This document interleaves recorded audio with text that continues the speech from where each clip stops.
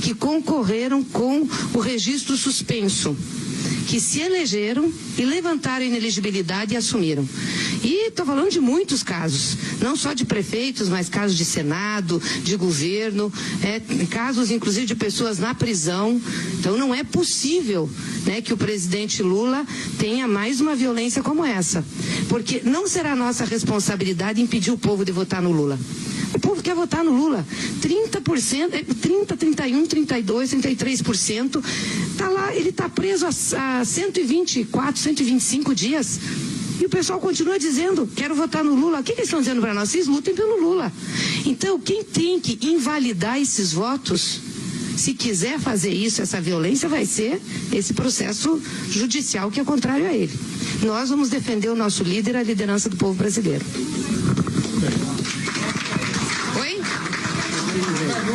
O Haddad, sim. Primeiro porque eu tinha chamado ele meio em cima da hora, né? Porque quando saiu a definição do vice, eu disse, olha, vamos junto comigo para o Piauí para a gente conversar com o povo lá da Irmã Dulce, já você falar pelo Lula. Acertado para vir, aí deu um problema jurídico de documentação e ele teve que ficar, a questão de foto, aí eu disse, não, você vai ter tempo, então eu vou, a próxima vez ele vem aqui, vai fazer uma reunião com o Wellington, com os governadores, que o Wellington tem mobilizado muito aí, que aliás quero agradecer, viu, governador, porque o Wellington tem sido uma pessoa muito importante dentro do partido, então, dentro da coordenação da candidatura do presidente Lula nas articulações de apoio. Obrigado. Olha, só uma pergunta, tá? Por jornalista. Portanto, os entrevistados vão considerar a primeira pergunta que for feita. Efrem Ribeiro, Jornal Meio Norte. Senadora, quando é que o senhor Fernando Haddad começa a participar dos debates na TV e no rádio? Primeiro, nós vamos lutar para Lula participar dos debates, porque Lula tem direito político. Aliás, como pré-candidato já tinha, porque a Constituição só suspende o direito político de alguém que está julgado quando o julgamento se der na última instância. Ou seja, o Supremo Tribunal Federal falar sobre o processo e corroborar a sentença dada. Não é o caso de Lula. Então, nós vamos registrá-lo. Se o Ministério Público entrar questionando a candidatura dele na ficha limpa, ele ainda permanece com o direito de ser candidato até o julgamento final. Eles não podem tirar o Lula de ser candidato antes de julgar, de dizer, não pode ter o registro. E ainda assim a gente tem como recorrer para o Supremo Tribunal Federal. Então nós vamos lutar até as últimas forças para o Lula participar dos debates. Porque é injusto, é ilegal o que estão fazendo com ele. Chega a ser imoral. Ele tem direito. Quem assistiu o debate da Band aqui? Faltou um pedaço do Brasil representado lá, gente. Isso é justiça? Que tipo de democracia nós temos nesse país? Onde a maioria não estava representada no debate, no posicionamento político. Então nós vamos lutar. Se nós não conseguirmos, nós vamos lutar para pôr o Haddad em todos os debates, em todas as discussões. Se nós não conseguirmos, nós vamos fazer debate paralelo, direto com o povo, entendeu? Que aí nós falamos com o povo, explicamos o que está acontecendo e mostramos a injustiça com o Lula. Oscar de Barros. Presidenta, na resposta para a jornalista Yala, a senhora já tocou no assunto que eu queria perguntar, mas muito en passant. Depois que o PT definiu Fernando Haddad para vice do Lula, Dilma para Senado em Minas, esses dois petistas passaram a receber da Rede Globo de televisão atenção especial, da Lava Jato e da Rede Globo. E no seu noticiário, frequentemente eles estão acusados de atos de corrupção. O PT vai continuar assistindo essa ação de partido político da Rede Globo, que ações mais efetivas, além da denúncia dessa ação da Rede Globo, o partido pode fazer? Bom, a Rede Globo é a grande condutora do processo do golpe, né? Eu diria que as relações públicas disso tudo, mas também a mentora, junto com o PSDB, do golpe contra a Dilma e da prisão de Lula. Eles não sossegaram enquanto eles não fizeram Lula ser preso. né? E o Sérgio Moro é o garoto propaganda disso. Então é impressionante essa correlação dessa parte do judiciário com esse sistema de TV. Nós já denunciamos lá atrás, temos várias ações contra a Rede Globo, eles também respondem ações judiciais, e eu acho que nós temos que fazer, já que eles se comportam como um partido político, fazer uma oposição política.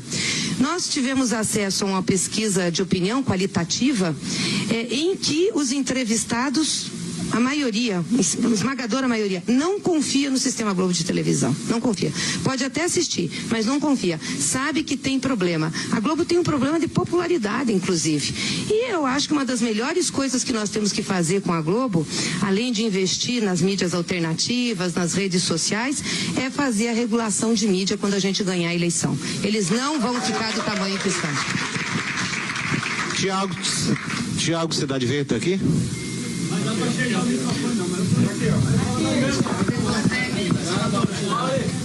Essa hipótese do presidente Lula concorrer, em ele vencer, ainda há uma sentença a ser cumprida. Como é que ele governaria? É que a chamada lei do ficha limpa tem um artigo, que é o 26C, que dá a possibilidade de levantar a inelegibilidade até a diplomação.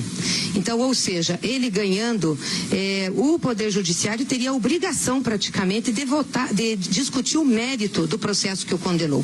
Discutir o mérito, para poder dizer se ele é culpado ou não, e aí, se eles acharem que é culpado, anularem os votos do presidente. Nós não estamos falando de pouco voto, né? Um homem que tem 30 e poucos % de votos aí, são milhões de votos que teriam que ficar na mão do judiciário para anular. 78%. No Nordeste é uma coisa impressionante a votação do presidente Lula, e está crescendo, entendeu? Porque as pessoas estão ligando isso também a uma injustiça imensa e estão fazendo um protesto com esse apoio a Lula, a tudo que está acontecendo no país. Então, a outra possibilidade é eles julgarem. Eu, sinceramente, acho que se eles julgarem, vão ter que absolver o Lula. Porque esse processo do triplex é só baseado em delação. E vão ter que absolver pela jurisprudência criada pela segunda turma. Inclusive com o meu caso, que eu era acusada e fui absolvida por unanimidade, porque era só delação. Esse do triplex é igual. Qual é a prova? Um apartamento que ele nunca teve, nunca usou? Nunca usufruiu, não comprou nem alugou. E o que ele deu para o empresário? Quer dizer, não tem um fato determinado, é porque ele era presidente na época. Gente, isso não existe em direito penal. A Suprema Corte não vai deixar passar isso. É só na cabeça do Moro e do Convescote do sul do país, entendeu? Que não suporta um homem nordestino, trabalhador, governando esse país e mudando a vida do povo. Eu só posso levar isso ao preconceito. Então, nós vamos até o fim, e eu tenho certeza que a Suprema Corte vai votar, vai discutir o mérito do processo dele, e Lula vai ser absolvido. Bartolomeu, Teresina FM. Presidente, eu ia fazer uma outra pergunta, mas confesso que eu fiquei um pouco assustado quando a senhora falou regulação da mídia. Isso dá um frio na barriga danada, gente. A gente trabalha tão bem hoje, nós temos uma certa liberdade de expressão, e às vezes a gente fica confuso o que é realmente essa regulação, se tem alguma coisa com censura, alguma coisa. Só uma observação rapidamente. Mas a minha pergunta mesmo era sobre, a senhora falou agora há pouco que já fez uma pesquisa e vários candidatos já disputaram subjúdice várias eleições. Há nos bastidores a informação de que o PT, na realidade, tem o objetivo de trabalhar o nome do ex-presidente Lula até no período máximo do nome dele ser inserido na urna eletrônica. Não é realmente esse plano do PT, por favor? Não é. O nosso plano é ir com Lula. É que a gente fala isso e as pessoas não acreditam. Lá atrás, quando o Lula começou a ter o processo, que foi condenado em primeira instância, já decretavam que nós tínhamos largado o Lula, que não adiantava a gente insistir. Nós mantivemos. Quando foi condenado em segunda instância, mantivemos e explicamos para o Brasil, juridicamente, como que a gente asseguraria a candidatura de Lula. E quando ele foi preso, todo mundo disse, aí, agora já era. Então já começaram a surgir as especulações de nomes, etc. E nós chegamos até aqui com a mesma definição, a mesma estratégia política. O nosso candidato é o Lula, porque ele já não é mais candidato do PT, ele já é de parcela do povo brasileiro. Essas pessoas estão dizendo para o PT, vocês lutem para colocar na presidência com quem a gente quer votar, né? E sobre regulação de mídia, acalmar vocês, a regulação é regulação econômica. É regulação que a França usa, que a Espanha usa, que a Itália usa, que os Estados Unidos usa. Ou seja, nós não podemos ter apenas 6 pessoas dominando toda a cadeia midiática brasileira. Isso é concessão pública. Então tem que ter uma diversidade nisso. Sobre conteúdo, nada. Falem o que quiserem. As pessoas são livres nesse país, graças a Deus. São livres e vamos continuar lutando por essa liberdade, muito, muito fortemente. Obviamente que quem fala o que quer também tem as consequências, porque nós temos uma legislação que protege, né, ou dá direito de resposta. Mas nunca vai entrar em conteúdo, mas na regulação econômica, sim. Você não pode ter concentração de 6, 7 pessoas mandando na comunicação do país. Jackson, da Antena 10, está aqui. Jackson. Uma coisa, qual vai ser a estratégia de campanha do PT durante a propaganda eleitoral a partir do primeiro turno? Lula vai entrar na televisão, de um jeito ou do outro. Até porque eles sacanearam, entendeu? Achando. Eles fizeram, agora teve uma regulação que 75% do tempo do programa tem que ser com um candidato. E eles acharam que fazendo isso iam nos sacanear, porque aí nós não temos, mas o candidato de vocês está preso. Mas Lula vai falar, não se preocupe, ele vai estar no programa de televisão. Nós vamos usar os 75% até a gente poder.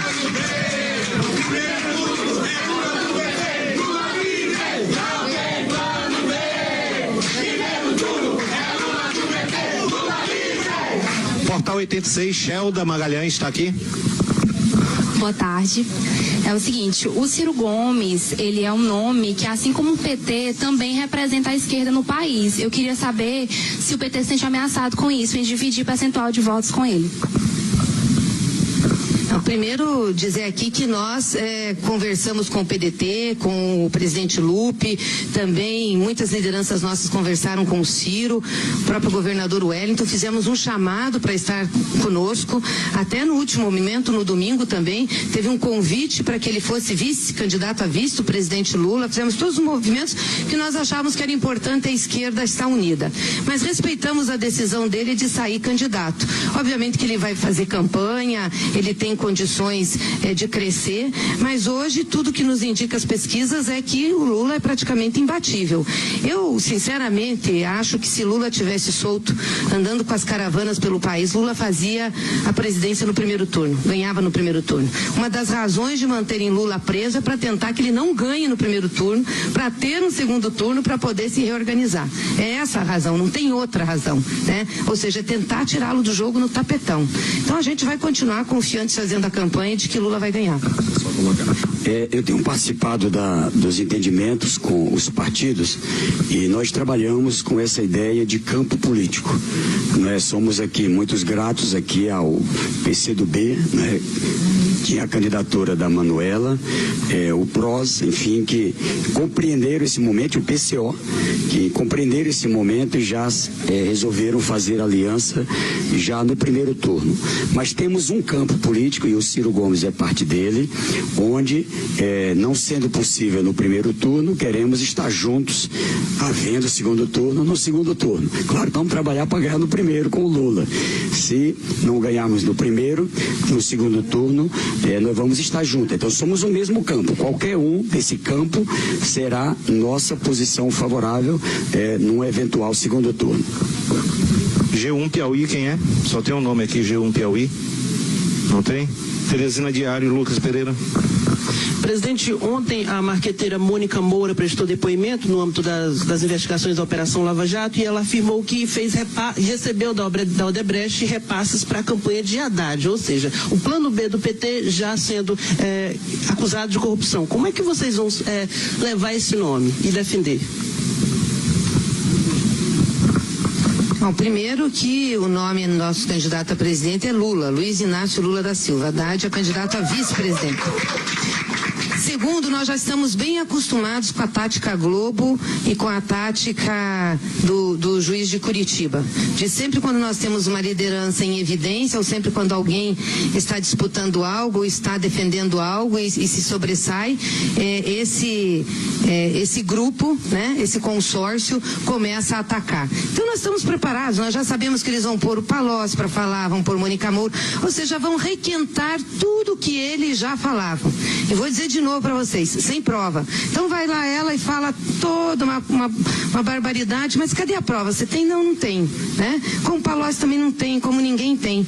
Eu pergunto para vocês, sobre quem tem prova, as pessoas estão soltas. Nós não temos mala de dinheiro andando por aí, não tem um apartamento de dinheiro, entendeu? Não tem ninguém com conta com dinheiro no exterior do PT. Qual é a acusação que tem? Agora, os assessores de Temer, o pessoal do PSDB, que tem gravação, inclusive, esses estão tranquilos. Então, a população está olhando e está vendo isso. Tem que entender que essa resiliência do voto de Lula é uma mensagem para o país. E o sistema não está compreendendo a mensagem, devia compreender. Porque não é possível fazer o que fizeram com Lula, a desconstrução que tem, e Lula continuar com esse percentual de voto. E se não compreenderem o que está essa mensagem, podem levar o Brasil para um abismo, acabar com a democracia brasileira e com a estabilidade política aqui. Já estamos. Penúltima pergunta aqui para a Lalesca, do Jornal Dia.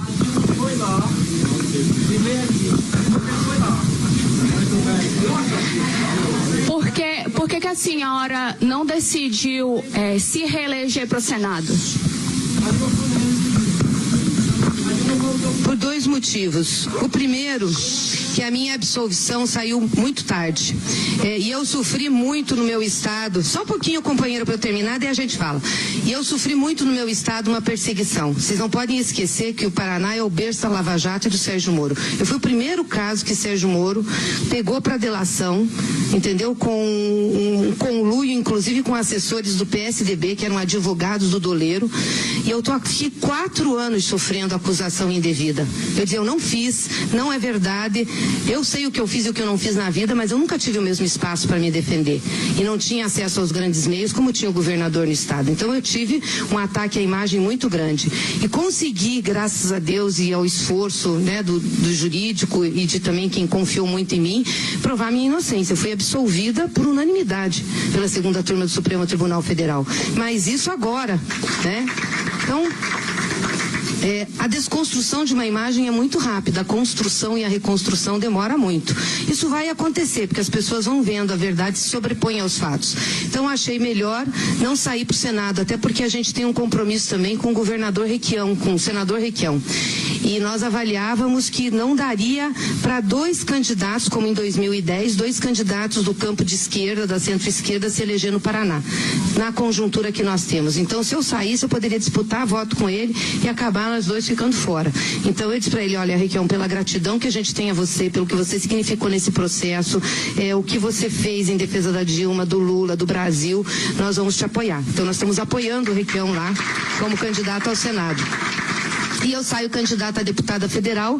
Também é uma campanha, não que seja mais leve, né, mas ela não exige uma dedicação tão grande quanto uma campanha majoritária. E eu vou ter que me dedicar um pouco também à campanha do presidente Lula, né, campanha nacional. GP1, aliás, GP1 não, é o Portal Piauí hoje. O Luiz Brandão. Presidente, boa tarde. O grande problema do país hoje é o desemprego e também o fim dos programas sociais, né? O que o PT planeja para a retomada do desemprego, do emprego e dos programas sociais? Olha, nós já tivemos a experiência de governar o país. Vocês lembram que no governo do presidente Lula e Dilma nós geramos 20 milhões de empregos e tivemos desenvolvido os melhores programas sociais da história do Brasil. O Wellington pode falar melhor que eu, inclusive, aqui, porque conheceu a administração desses programas. E isso foi feito com a administração do Estado brasileiro voltado para a maioria. Nós jamais faríamos uma política de austericídio como está fazendo agora. Quando a economia não vai bem, que o privado não consegue investir, quem tem que entrar investindo é o Estado. Ah, mas o Estado não tem dinheiro. Hoje o problema do Estado brasileiro é mais de receita do que despesa. Cortaram-se todos os investimentos, o BNDES hoje não financia mais nenhum investimento privado grande, quer dizer, você não tem crédito disponível, ou seja, o Estado se retirou completamente da economia de um país que é dependente do Estado para a economia. Política liberal não dá certo no Brasil, gente. Pode dar certo nos Estados Unidos, nem lá a pura dá. Você precisa do Estado como indutor de um negócio muito grande no Brasil, que é um país em desenvolvimento ainda. Então eles fizeram o contrário. Ao invés de você estar numa situação de crise econômica, você entrar com o Estado, mediar um pedaço da dívida que você pode administrar, utilizar outros recursos para você poder fazer com que a economia gire e isso reverter, né? Então eles fizeram totalmente errado. Eles estão botando o Estado para 30% da população, deixando 70% de fora e achando que quanto mais cortar, melhor vai ser. Prometeram que iam gerar emprego com uma reforma da trabalhista. Nós dissemos na época, vocês não vão gerar emprego com reforma trabalhista, gente. Vocês vão tirar direito de trabalhador, fazer com que os trabalhadores trabalhem mais, ganhem menos, fiquem sujeitos a uma política de desemprego para acumular riqueza de certos setores. Não acreditaram. O que está acontecendo isso hoje? Exatamente isso. Nós estamos com uma maioria de empregos precarizados, as pessoas estão trabalhando mais, estão ganhando menos e temos 13 milhões de desempregados. Tá errado, a cabeça tá errada. A cabeça dessa gente que está no governo é uma cabeça que não vê o povo brasileiro, não pisa. Eu fico perguntando quantas vezes o Temer ou esse pessoal que governou o Brasil, sem ser do nosso período, veio aqui e pisou na Irmã Dulce. Não veio. O Lula, quando elegeu, em 2002, pediu aqui ao governador, aliás, ele sugeriu, ele disse assim, eu quero ir num lugar onde o IDH seja baixo e quero levar o meu governo, para a gente não ter dúvida para quem está governando. Não ter dúvida para quem está governando. Somos governo de todo o Brasil, mas a prioridade vai ser essa onde eu vou pisar. Em 10 dias de governo, Lula veio com todo o seu governo aqui visitar a Irmã Dulce. Isso é de uma simbologia imensa. Depois dos investimentos que tiveram, pergunto, Temer veio aqui visitar Irmã Dulce ou foi em algum bairro pobre? Fernando Henrique, me disseram que Fernando Henrique veio aqui, desceu de helicóptero em cima de uma ponte e saiu do helicóptero. Não pode, quem governa tem que saber o que o povo enfrenta, tem que sacolejar num ônibus, tem que andar no metrô, tem que pisar lá onde o povo tá, tem que ir no bairro, saber o que é ter que entrar no mercado e ter que dividir o seu dinheirinho para comprar comida ou deixar produto na prateleira. Essa gente nunca fez isso. Essa gente gasta um salário mínimo tomando vinho. Por isso que não tem sensibilidade, não vai ter nunca. E acha que a economia se resolve por orientação daquele pessoal que faz operação em mesa de mercado. Então a gente tem que mudar isso. Eu não tenho dúvidas, o Lula entrando, a gente muda completamente. Vou dar um exemplo bem pequenininho para vocês de uma mudança que faria uma diferença na vida do povo e que dependia de vontade política do governante, o preço do botijão do gás de cozinha. A primeira coisa que o Lula ia fazer, tenho certeza, é cortar para menos da metade. Isso não impactaria em nada a Petrobras, em nada a economia brasileira e aliviaria a vida de muita gente. Só Brandão, só para aproveitar para a presidenta, para colocar aqui, que eu acho que é um ponto, veja só, nós tomamos uma decisão aqui no Piauí, esse nosso time, de seguir com a política que vinha traçada desde o Lula. Veja que nós tivemos no Piauí, todo mundo percebe, praticamente a redução a no máximo 5% que era o programa Minha Casa Minha Vida. Ou seja, você trabalhava investimentos que chegou a 9 bilhões por ano do governo federal e você hoje, o Marcelo acompanha lá pela bancada federal, o Assis, enfim, nós estamos voltando à política das emendas, novamente a política das emendas. Então, quando você para de ter dinheiro para creche, dinheiro para as escolas, dinheiros para o Luz para Todos, dinheiro para Minha Casa Minha Vida, o que aconteceu? Nós perdemos 73 mil postos de trabalho com carteira assinada do Piauí. E veja que, mesmo com isso, principalmente a construção civil, mesmo com isso, o Piauí, na época que eu assumi, tinha uma dívida, Gleice, aqui de 62% da receita, que era boa, era baixa, não era ainda o problema. Nós tomamos emprestado de lá para cá, veja que quem mais me condena aqui por tomar empréstimo, 1 bilhão e 100 com mais 300, com mais 600, 2 bilhões de reais, nós tomamos emprestado. O que aconteceu? A dívida caiu. A dívida hoje está 45% da receita corrente líquida, era 62%. Por quê?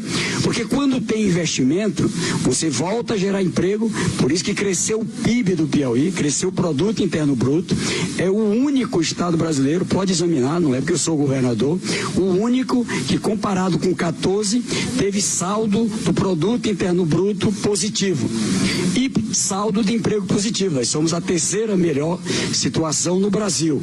Ora, quando tem mais emprego do que a gente tinha, você termina tendo mais compras. Esse é o raciocínio que o Lula sempre fez. Por isso que tem que ter crédito, por isso que tem que ter obras, por isso que tem que ter as ações. Então, esse caminho nós não abrimos mão. Agora, quando a gente trabalha o Piauí e tem o apoio do governo central, multiplica. E a nossa capacidade é pequena. Então, fica imaginando se a gente, nessa conjuntura, tivesse um governo que tivesse colocando também a sua parte. Então, por essa razão, eu digo aqui, quando a gente faz a defesa do Lula, não se trata uma defesa de um partido ou de um conjunto de partidos, são líderes dos mais diferentes partidos. Em cada estado, a gente fala da coligação, mas em cada estado tem vários líderes. Aqui eu destaco o Marcelo, aqui eu destaco o Osmar, mas outros líderes também, porque acompanharam, vivenciaram essa política e sabem a importância dela para o Piauí. A exemplo do Piauí, também o Brasil sente isso. Então, em todo esse ataque que sofre o Lula, ele se sustentar com 1/3 dos eleitores dizendo eu quero votar nesse candidato e ele ter, em muitas vezes, quase o dobro do segundo lugar, isso acho que é um recado para o Brasil. E eu encerro dizendo, a Constituição de 1988, ela serviu como um pacto social, um pacto de classe. A classe empresarial, a classe de quem tem o capital, dos capitalistas, do sistema financeiro, e do outro lado a classe trabalhadora. Ali ficou garantido como é que funcionaria o sistema financeiro, como é que funcionaria o comércio, as indústrias, o direito à propriedade, mas ali ficou o acordo na legislação do trabalho, dos direitos individuais, dos direitos coletivos. E é isso que estão rasgando, para não falar de muitos, os direitos dos trabalhadores. E você trabalhar hora extra e não precisar o patrão pagar. É isso que nós estamos falando. É isso que está acontecendo. Segundo, negar a existência do artigo 5º da Constituição. Tem um artigo que ele é vigente, ele nem pode ser mudado pelo Congresso normal. Ele tem que ter um Congresso Constituinte para alterar. É o artigo 5º. E nele está garantido que ninguém pode ser condenado enquanto a ação não transitar em julgado. Por isso que o Lula tem seus direitos políticos. Tendo o direito político, tem direito a registrar a candidatura. Vai registrar, vamos vencer, será nosso presidente, se Deus quiser. Muito obrigado. Para encerrar essa coletiva aqui, o Davi do GP1 faz a derradeira pergunta, por causa do tempo, porque a gente tem que correr para Irmandade. Senador, em questão do ex-presidente não poder participar dos debates, pode estar prejudicando o partido. O que a senhora acha que vai prejudicar ainda no partido por ele não poder participar? Gente, eu não sei mais o que eles vão fazer para tentar nos prejudicar, porque já fizeram tudo e a gente continua na frente, inclusive como partido de preferência nacional. Então, eles estão com uma dificuldade grande, entendeu? Pro Lula também. O que eu digo? Claro que a gente gostaria de participar dos debates, e o Lula também, nós vamos brigar por isso, eu já disse para ele, ou pro Haddad, ou vamos fazer debate paralelo, que a gente quer que a população conheça o que a gente tem para o futuro do Brasil. Mas eu tenho dito, deputado Marcelo, que a gente tem o plano, o programa de governo mais autoexplicativo de todos os candidatos. A gente diz para a população, nós estamos pedindo voto em Lula. As pessoas sabem o que significa Lula na vida delas. Então isso é muito forte. Por isso que a gente sabe que mesmo eles nos impedindo, a gente chega ao povo. E eu queria aqui, para terminar, primeiro, trazer um abraço do presidente Lula, Wellington, para você, para todos os integrantes do governo, também para o deputado, para a Regina, para todos aqui. Ontem eu estive com ele. Vocês não sabem a tristeza que é, entendeu? Ver o Lula preso. É indizível, gente. Eu, às vezes, fico muito brava, falo algumas coisas indignadas, mas eu só posso fazer isso, porque não tem justificativa aquele homem estar onde está. Um homem que fez tanto pelo Brasil, que foi o governante mais bem avaliado, saiu com 80% de bom e ótimo, não é de aprovação, de bom e ótimo. É o que olhou pelo povo pobre. Tá daquele jeito. Só cabe indignação. Só cabe indignação. Alguém vai ter que pagar por isso que estão fazendo com Lula e com o povo brasileiro. Mas eu disse que eu vim aqui no Irmão Dulce, ele mandou um abraço para você, ele tem uma grande consideração pelo governador Wellington, ele acha que o governo do Wellington foi um marco no desenvolvimento do Piauí, sabe disso, e a gente também tem o seu governo como um dos melhores governos nossos aí, e que tem dado resposta ao povo brasileiro. Então eu quero parabenizar você, parabenizar todo o seu governo, a chapa que vocês estão aí apresentando à população, desejar muita sorte aí para vocês nessa caminhada, viu? Obrigado. Agradecer a imprensa e com... Deputada Assis Carvalho. Convido o pessoal.